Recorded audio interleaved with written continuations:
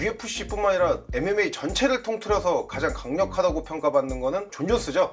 그런데 이제 그런 존 존스의 다음 상대로 이제 확실시 되고 있는 게 UFC의 헤비급 레전드 파이터 중 하나인 스티페 미오치치입니다. 그렇기 때문에 과연 스티페 미오치치가 존 존스와 경기를 한다면은 어느 정도 위협이 될 수 있는지 그거에 대한 분석을 오늘 또 준비해봤습니다.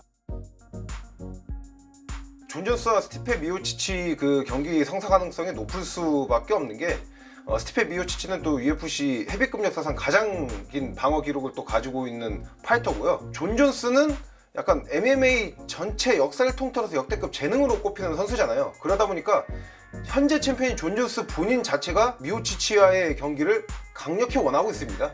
그러다 보니까 아무래도 경기 성사 가능성이 굉장히 높은 경기라고 볼 수 있죠.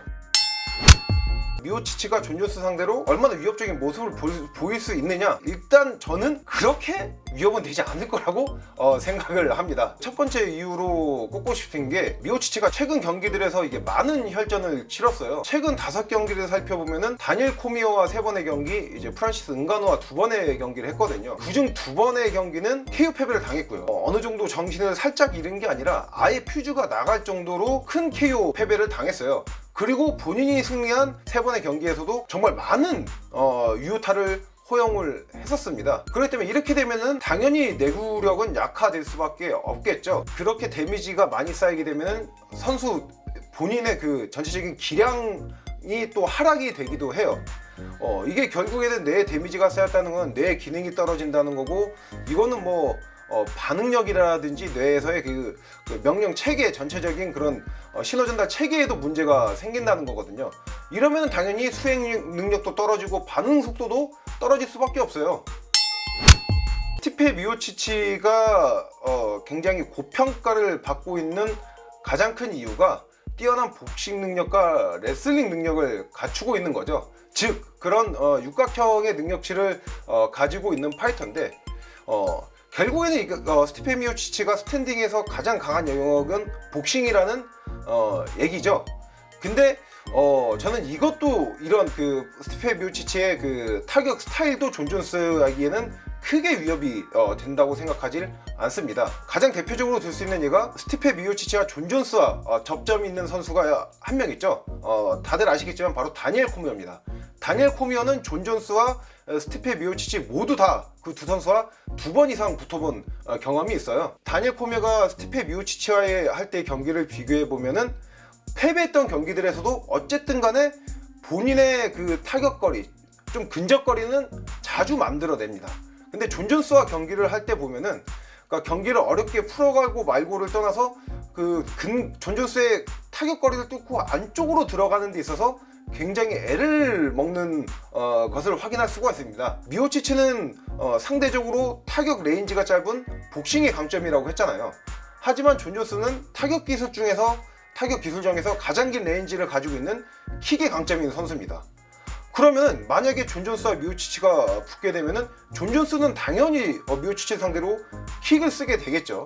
그러면은 그때 이제 미오치치가 만약에 존 존스의 킥거리를 뚫지 못한다, 그럼 본인의 펀치는 아예 상쇄가 되면서 스탠딩에서도 별다른 재미를 보지 못하게 되는 거죠. 그리고 저는 이런 확률이 꽤나 높기 때문에 이런 미오치치의 복싱 스타일이 존 존스를 상대로 할 때 별 재미를 못 볼 가능성이 좀 높다고 생각을 합니다. 결국 이게 미오치치를 최근 그 얘기를 할 때 나이 얘기를 빼놓을 수가 없어요. 1982년생으로 40살, 올해 이제 부록에 접어들었습니다. 그러니까 뭐 최근에 아무리 스포츠 과학이 발달해가지고 선수 생명이 길어졌다고 하더라도 스포츠 종목을 막론하고 전체적으로 그 해당 스포츠에서 최고 레벨의 선수들의 나이를 보면은 거의 다 20대 중후반에서 30대 초중반, 많아봤자 30대 뭐 한 중반 좀 넘어가는 정도예요. 근데 이게 스티페 미오치치는 지금 40살이란 말이죠. 이러면은 이것만 보더라도 확실히 그 최절정기의 기량은 아니라는 걸 또 확인할 수 있습니다. 그리고 또 미오치치가 공백이 지금 좀 길어요. 마지막 경기가 2021년 3월에 했던 프란시스 은가노와 그 2차전이거든요. 그러니까 지금 기준으로 해도 지금 뭐 공백 기간이 2년이 넘는 건데, 만약에 존 존스와 미오치치의 경기가 미뤄져가지고 연말에 치러지게 되면은 거의 3년이란 공백 기간을 가지게 되는 겁니다. 그러니까 여기 지금 말씀드린 나이, 또 공백 기간, 또 제가 가장 첫 번째로 말씀드렸던 많은 혈전, 이런 게 다 겹치는 상황이에요. 그렇기 때문에 이게 미오치치가 좋은 기량을 선보이기는 좀 힘들다고 생각을 하고, 그리고 심지어 만약에 미오치치가 최전성기 때 가장 좋을 때의 경기력 기량이라고 하더라도 존 존스랑 붙는다면은 확실한 우위를 가지고 있다고 보기도 힘들거든요. 그때 기량이라고 하더라도 뭐 존 존스가 이기네 미오치치가 이기네 하고 갑론음박이 나올 만한 상황에서 그때 기량이 아니란 말이죠. 그렇기 때문에 미오치치가 존 존스를 상대로 할 때 좀 힘든 경기가 될 거라고 예상을 하고 있습니다. 그래서 근데 이게 중요한 게, 제가 그래서 그러니까 미오치치가 존 존스한테 아예 뭐 상대도 안 된다 이런 말씀을 드리는 게 아니에요.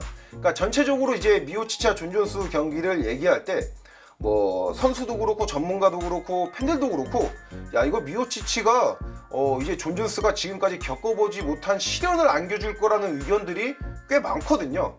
그런데 저는 그렇게까지는 생각을 하지 않기 때문에 왜 그렇게 생각을 하는지에 대해서 이제 말씀을 드렸습니다. 그래서 일단은 뭐 지금 뭐 가장 많이 얘기가 나오고 있는 거는 뭐 올해 뭐 여름이나 이제 가을쯤에 얘기가 나오는 걸로 알고 있고, 그게 아니더라도 뭐 연말이나 내년이 되기 전에는 경기가 성사될 것이라고 예상이 됩니다. 그래서 오늘은 이제 미오치치와 존 존스 만약에 경기를 하게 되면 뭐 어떤 방향으로 진행될지, 또 과연 미오치치가 얼마나 존 존스 상대로 위협적인 그림을 만들어낼 수 있을지에 대한 분석을 좀 알아봤고요. 다음 시간에도 유익한 컨텐츠로 찾아뵙도록 하겠습니다. 렛츠 댄스!